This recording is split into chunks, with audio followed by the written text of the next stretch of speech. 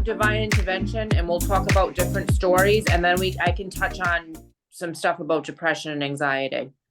Okay. I think divine intervention's like it's a good one.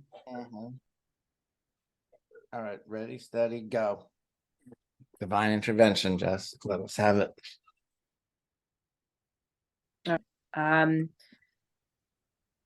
A quick, definition of it is something happening that intervenes, and it could be during a life-threatening event, or it could be with a divine meeting with someone. I mean, I think, for example, you and I meeting was divine intervention because I had been working on wanting to have a masculine, feminine point of view.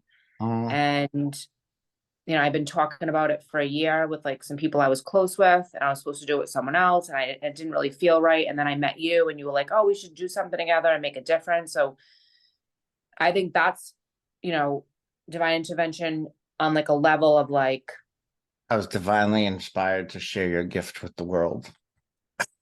And yours, because we're kind of on like the same like level of like what we think about on different topics. There's a difference. Okay, what gift do I have? I feel like my gift is like at the Christmas like Secret Santa, and I'm the gift that somebody's like, oh, great. No, what the hell? Your energy is awesome and you're super hysterical. Thank you. So that would like lift someone out of a dark place, laughter. I feel like I feel like on this show, Jess, you are the spiritual talent, and I'm like just the editor and fucking like the background, like comedic relief. Hell no, you're the spiritual talent too. I'm only half of it. Well, thank you. And then there's the other divine intervention where crazy stuff like is happening, and then this like miracle happens and someone like lifts a car up, or like me, I was in a near-death experience and I was in a stroller and tumbling down, and some arm came out of the blue and lifted me up and put me back on the ground. It wasn't even like attached to a body. It was just like unexplainable events is really, if you can get like broad with it, because it's not humanly possible stuff. But you also hear this over different major religions. Christianity, miracles, answering my prayers. I think in Islam, it's like you receive signs or like guidance from Allah. I'm not like super on the script. In Hinduism, like divine interventions, like the appearance of avatars or the different gods, or the intervention of the gods and goddesses in human affairs. And then in Greek and Roman mythology too, the gods always intervened, or you got that mythology, those like short stories of whatever god intervening with humans, and like Greek gods, even like the Christian Bible, the Catholic Bible, like different stories, Jesus turning water into wine and things like that. So you hear again like common threads throughout religion, throughout history, of divine intervention or something happening that's a miracle or shouldn't have happened or nobody can explain. Yeah. And so what would we make of these? What do you think is the point of things? So for instance, if someone was in a near-death experience and they didn't die, it's not their time. Why are they supposed to come back and make a difference on the planet? What are your thoughts on the reasoning? I mean, that speaks more to like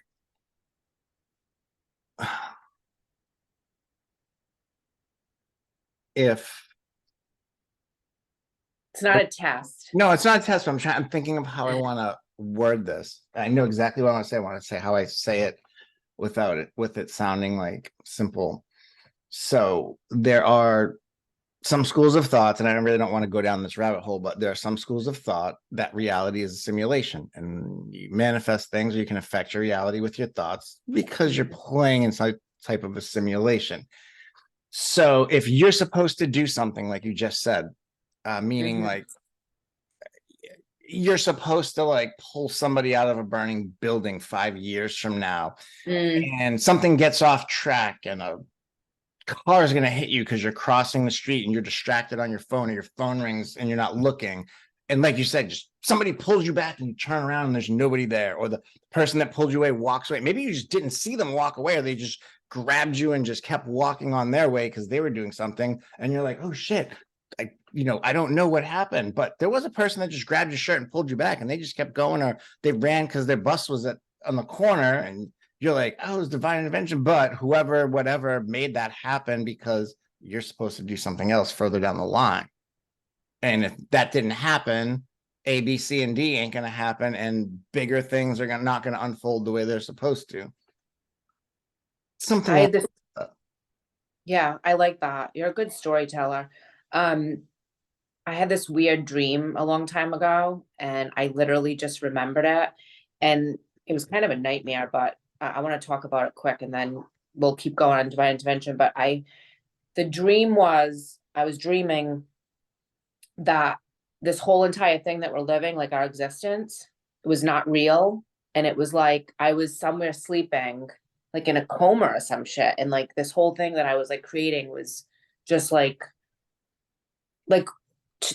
that, like something's hooked up to us and we're sleeping and this whole thing is like not real. Oh, there's a legitimate theory that a bunch of people subscribe. I'm not just pulling out my ass. This is like a mainstream theory that reality is some type of a simulation that we're all plugged into. But if you think about it, right? It scared the shit out of me because then I Like, was like, wait, is that really a thing? Like, should I write a short story fiction about that? Like, it was think like a about it like super, this, though.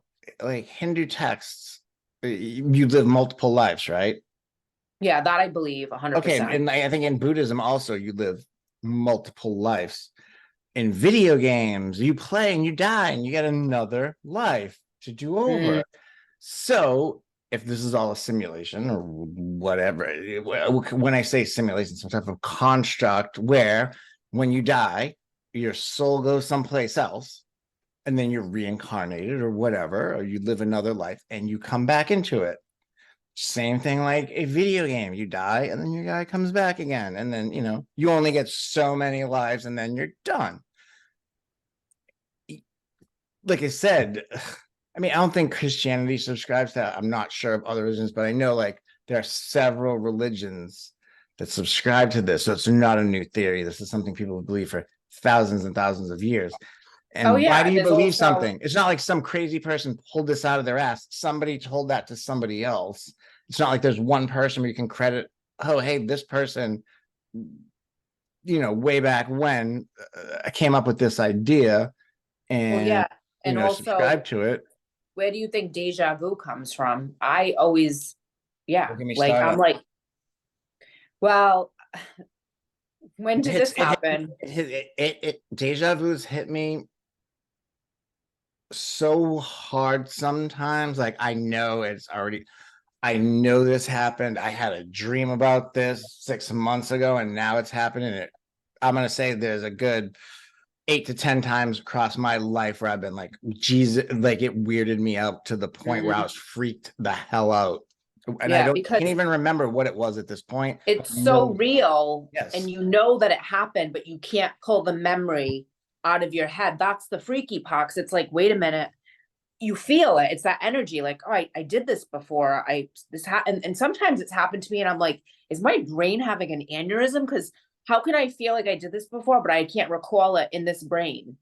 Okay, so Because I'll give you, go ahead, I finish think that. I just want to say, like, I think it's at a soul level when we experience that. We know we did something before, but we come here with like a fresh brain, a new body, and we don't have the memories like to pull, like it's a short-term memory or long-term memory. It's more of like a soul memory. So it's Mhm. confusing as human beings to deal with that. So we talked about, I think I mentioned this to you a while back. So past lives, and I think I was watching it on Discovery or something, but there are these children that can recall because they're small children. So they're not programmed to what the norms are for society. And this one story literally freaked me out watching, because when you say this is a simulation, you do the life over, this little kid is telling his mom about his neighbor and all these facts. And it was very weird. And the kid's describing his neighborhood. And he's like, I was in the army and I was a soldier. And this little kid, 3 years old, and very specific, remembering names, towns, locations. The mom just thinks he has an imagination. He read it in a book. Turns out this kid is recalling memories from a past life. And Mhm. he's like, I was a lieutenant and I was a soldier and this and that. And my wife's name was this and da da da da da. So the mom like thinks she brings him doctor, psychologist, whatever. And they're like, oh, he's fine, active imagination. So she starts researching because the kid's being very specific.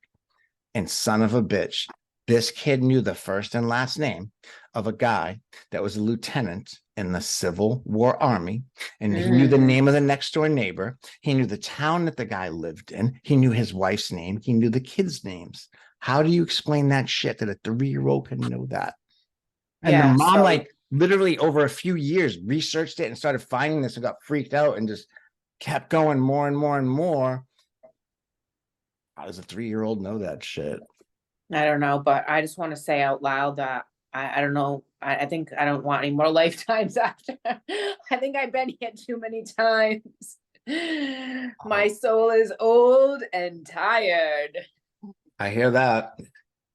I for sure hear that one. And maybe, going back to the past subject, and we won't get stuck on it, but maybe the people that are in the lower vibration that hold the grudges or whatever, maybe they're young souls. I think that sometimes when I have had to deal with people that are like really Stubborn, obstinate.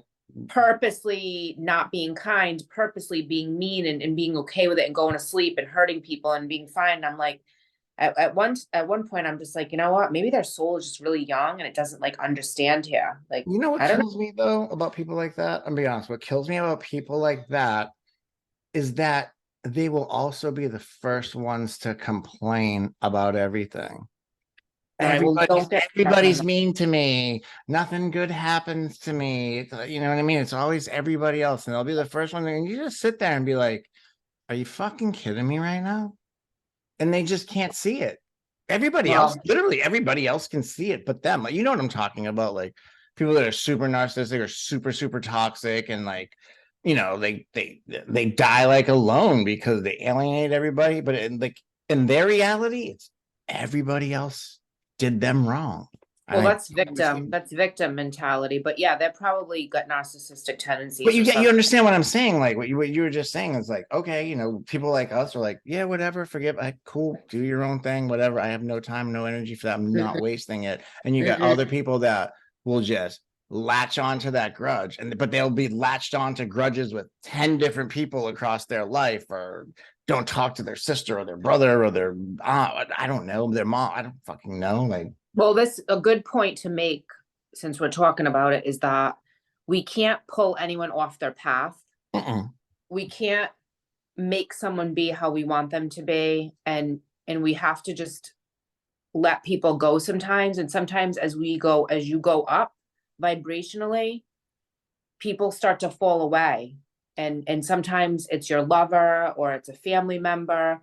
And if anyone watches this and is struggling with like having a lot of change in relationships and stuff, and you're like getting more spiritually open, you're working on yourself, like it's okay, because sometimes your circle gets smaller and smaller as your like morals and values and your spirituality opens and you're living like a certain way. Like it's okay to just not relate to every single person.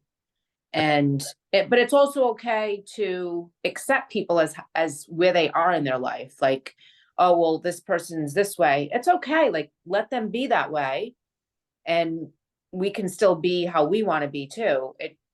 So it's about non-judgment as well. it's And like detachment though. Like you can love somebody, but you don't have to be attached, because when you get attachment, you get pain and grief and all that crap. But like And you don't have to hang out with them. If well, the they're premise living of a different, detachment, meaning like you can love somebody, you have my friend, but you know what? Like I'm up here and you're down here, and I still love you, and you're still my friend, but I'm doing this, you're doing that, and like we're good, but I gotta slide on right now.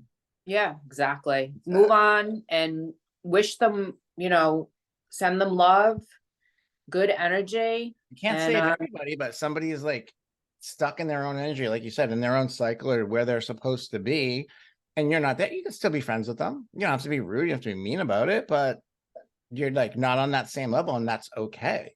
Or you can like, be peaceful. You could be peaceful, yeah. but I don't know if you want to like hang out with them all the time because their energies will pull you down if they're not like working on themselves. I And think when you get to a higher vibration or like just spiritual, or you get yourself to a good or better place, any type of consistent negative energy, you're gonna steer clear of. You just yeah, don't want it. I don't like it. I don't like it. When it's look at if it's a friend and they're venting, I'm there for my friends. If it's somebody that's just always toxic, my mother was telling me she has a friend. She's in Florida now and she likes gardening and garden group. And she's got a group of women that live in her neighborhood and they hang out and they go to each other's house and play cards and do different things. And she's just telling me there's this one woman that she's like, it's not that she's not nice. She's just always a buzzkill, always complaining. And she's like, we have a weekly thing and I feel obligated to go. And one of her friends like, you don't have to go, right? It's like, I don't want to hurt her feelings. She's like, yeah, but you just don't have to fucking go. Who cares if you hurt her feelings? Like you don't have to go all the time or whatever. But it's like, when you get somebody in that lower energy that's always whatever. Yeah. yeah. Look at that tricep. Can you see that shit? Just saw that in the camera. Oh, into the gun show. Proud of that shit. I've been slacking. I only went like 2 days last week, and this week I've been slacking. All right. Well, I'm gonna give you some of my divine intervention gym love.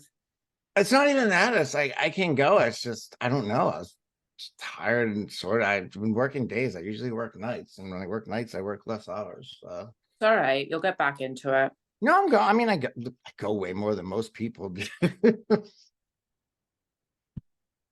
No, All right. So I think do I you took a have week off any? when I had that shit last week, but yeah, I've gone a few times. I got to go tomorrow. I didn't go today. I don't think I went yesterday. Go tomorrow. I totally went up on my leg weight. I was super proud of myself because I was weak for a while. But do you have any divine intervention stories that you want to share that you've witnessed or been part of or?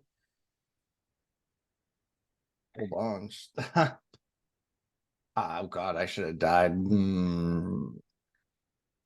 these 5 or 6 times off the top of my head. Like 3 major car accidents that I walked away with no scratch, 2 of which because I did not have a seatbelt on. What else was there? Was another time I do electrical work. I grew up in the trade. I've been doing it since I was 12. I don't think I shared this story with you, but I was working in Malden City Hall. And this building was built in like the late 60s, early 70s, and there's the lighting was high voltage, 277 volts. We should say first that we live in the Northeast, so it's a very old area. Yeah, New England. New England's it's super old, where the first settlers came. Okay, go ahead. And I started working on the trucks 12, 13. It just was okay to do that back then. Right now, if I had my 12-year-old son working with me, I'd probably get arrested for child labor violations. But hey, they don't build them like me anymore, Anyway, so I'm working with the older guys. I worked with a great group of guys. My dad didn't necessarily come out into the field a lot. He's more in the office, but the guys that I worked with, great. I still work with one of them now. Doug, this guy's great. He's a teacher inspector. But anyways, I'm working in the city hall and I've worked there a lot. And they had high voltage for the lighting because back in the late 70s, that was the energy efficient. On the higher the voltage, the lower the amperage. So 277 volts. If you get struck with that, a house, the highest voltage in your house is 220. So this is a step above that. So it's 480, 277. This will kill you. You will die. And what happens in the higher voltage, your muscles contract like that. You can't. If you get hit, your muscles seize. You can't let go. Like if you get shocked from your house, you pull back. You can't do it with this. So they would often redo these units that they rented to different agencies, they would have like HUD, or you know what I mean, like welfare office would have it, not like, you know what I mean, just different public agencies would be in there. So every time they switched, we're doing a remodel. So we're doing a remodel and they're splitting a unit in half. So there was a light on one side of the new wall that was connected on the other side. So one of the mechanics, you know, was like, hey, go to the other side and disconnect it. So there's 8 or 10 guys working on the side I'm in. There's nobody on the other side. So I walk over and I go up and I'm on an 8-foot ladder and I'm on those old drop ceilings with the small tiles, little tiny ones. So I got just enough of them pulled out. My whole body's up and over the grid. So my, you know, chest from here, my elbows and everything are up above the ceiling. And there's a little box and I'm working on the box and I'm kind of reaching for it. You do what you got to do. And I'm undoing the live wiring at 14 years old with voltage that can kill you, because this place, it wasn't, you know, it was old and like God knew where the breakers were. We couldn't even find them if we wanted to. It was like that. So you just had to kind of do what you had to do. And I'm untwisting the live wire and my pliers touched the side of the box, which lit up the whole ceiling grid. And I remember time like almost stopping and I can't move. And I'm on an 8-foot ladder and I can't move. And my arms are on the metal grid. So I'm getting electrocuted and I cannot let go. And I'm going to fucking die. What do I do? Die. I'm going to die right now. And all I remember is just this flash thought coming in my head, kick the ladder. And then just slow motion, I saw myself going like this, falling, like hit a cement concrete floor, no carpet, nothing. Bang my head, wham on my back. Wow. I'm just That's looking crazy. at the ceiling and I'm thinking, the only thing I'm thinking now is, oh shit, I'm in trouble. I just ripped a huge hole in the ceiling. And all the guys from the other side heard the ladder fall. They heard me smash. And there's like 3 guys from my dad's company, a bunch of other contractors. They all come running in. And they're like, don't get up. And I'm like, get off me. And I'm trying to stand up. And I was fine. They're like, stay down, stay down. I'm like, get the hell off me. Like they were worried I had a concussion or something. But yeah, should have died right then and there. And you want to know you want to know the fucked up part? You want to know what I did? One of the other guys was like, let me do it. I'm like, get off me. I have to go do that now. And I went up and finished it because I did not want to be scared of it again. I mean, they stayed there and watched me that time, but yep, should have been dead right then and there. All right, but let's point out that you got that thought in your head that said, let the ladder drop. That was divine intervention. Yes, 100%.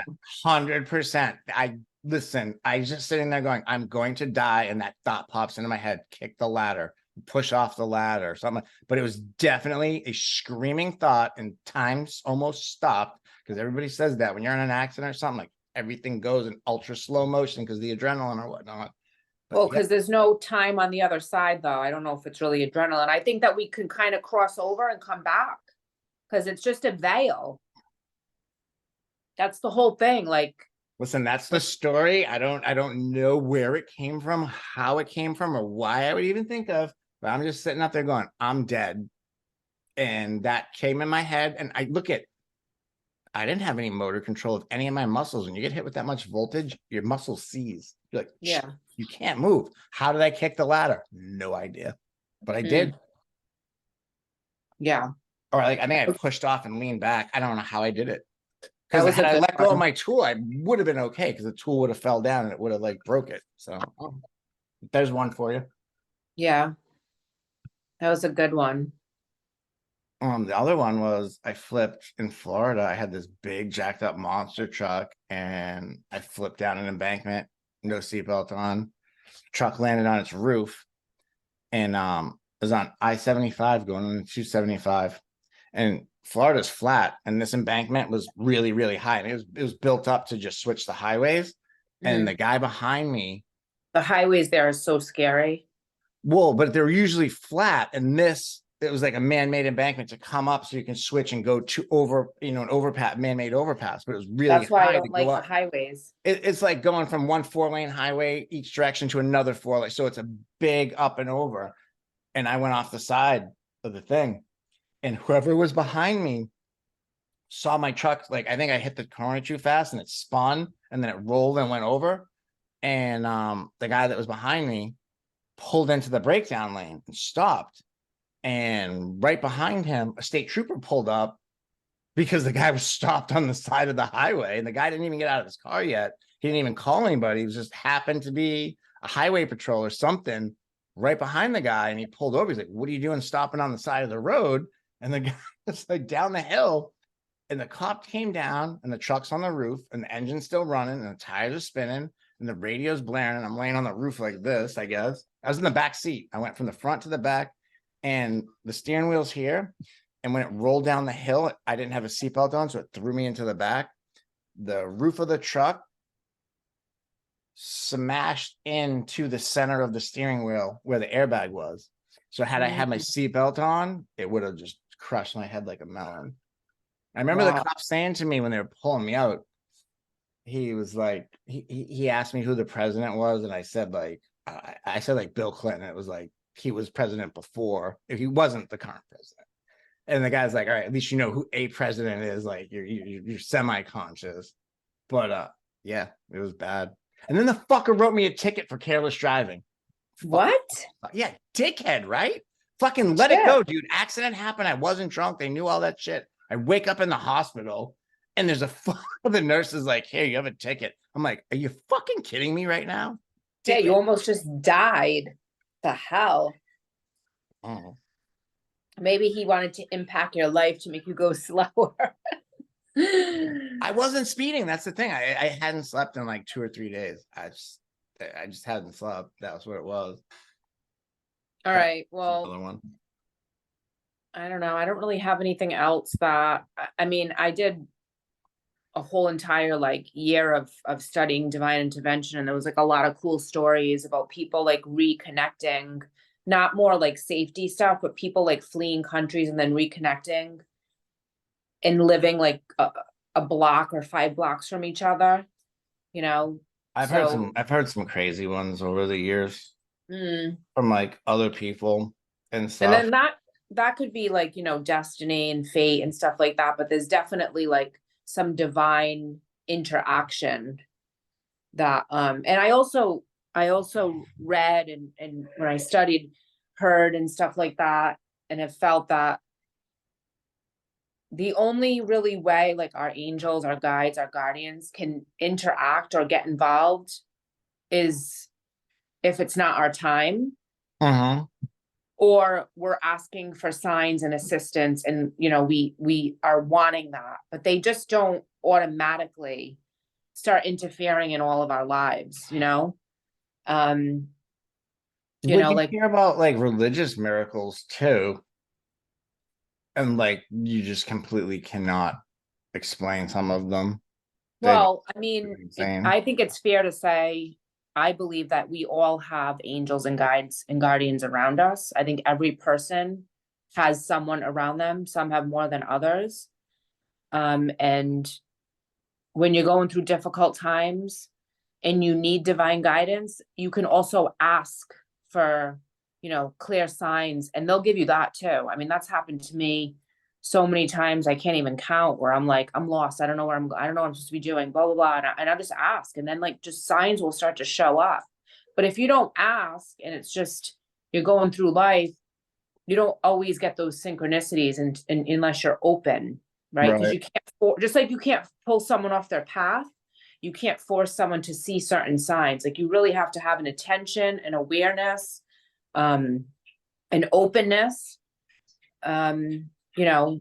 Oh yeah, if you're asking for it. Yeah, whether you're praying about it or you're asking for guidance or whatever, there has to be a period of letting go and then receiving too. You know, that's kind of important to mention. And you can't hold on to something real tightly, or you won't be able to like let it go for it to get resolved and come back to you. You know, so it's about surrendering too. Yeah, I think that's big. It's A, being open to it, and then B, if you're asking for it and you get it. Because sometimes people, I think too, it has to do with this, like we were talking about earlier, like, oh, manifesting $10 million. Okay. If you're praying for something selfish or you're asking for something selfish, give me this thing or whatever it is.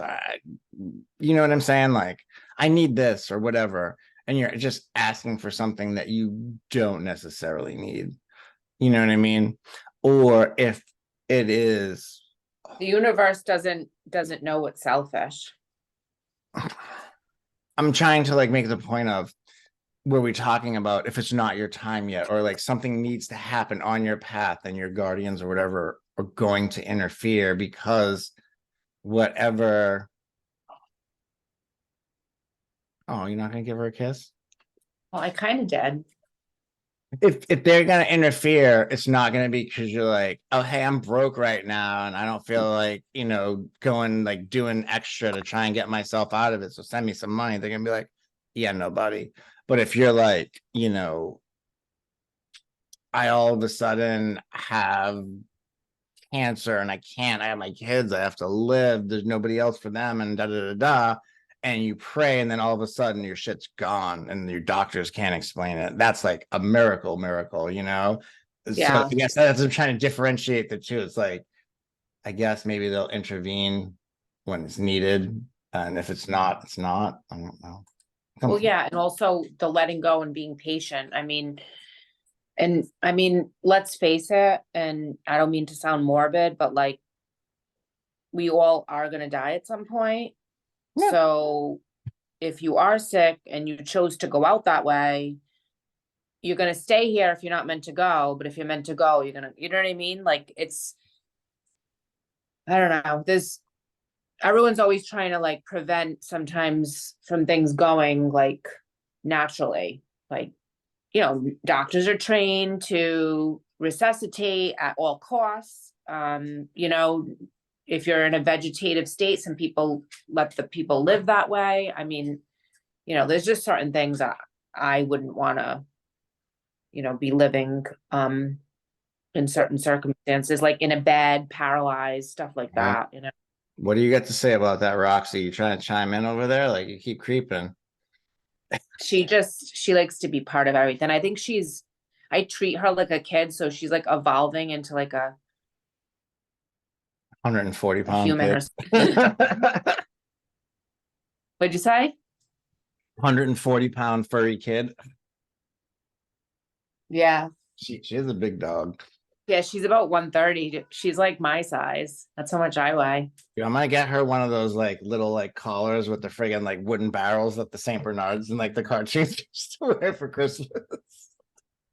All right, well, let's finish up on the divine intervention. I mean, I think your spirit knows when it's meant to, pass. I remember when my dad was, towards the end, he got sick and he had like an accident. He had a month to live after that. And I knew then too, I was like, he's not going to be here much longer. I felt it before stuff started happening. And he was just like, I'm good. It's time.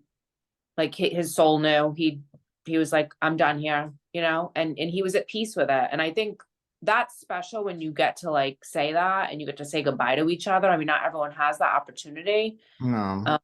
But I think that, we agree to be here a certain amount of time and we agree to go through certain things. I don't know what the hell I was agreeing to when I agreed to this life, but I must have been on like one warrior level. And then I get down here and I was like, fuck, what did I agree to?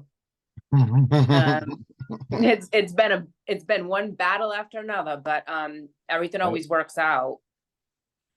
No, it does. I don't know. All right, so finishing thoughts. I was just thinking of some finishing thoughts. I was going to say what you just said with your dad. I was telling you earlier when my aunt was passing, she told me, I don't have much time left here. Like, she knew, and she was good with it. She had fought cancer 5 times. I mean, she's a tough old bird, man. She took it down 5 times, but when you're pushing 80, your body ain't gonna bounce back. Medication that is supposed to save you is killing you at the same time, and it is what it is. But she was good with it. She was at peace with it. She knew it was her time. And that's how I'd like to go, to be honest with you. I know people know. They just know when it's their time to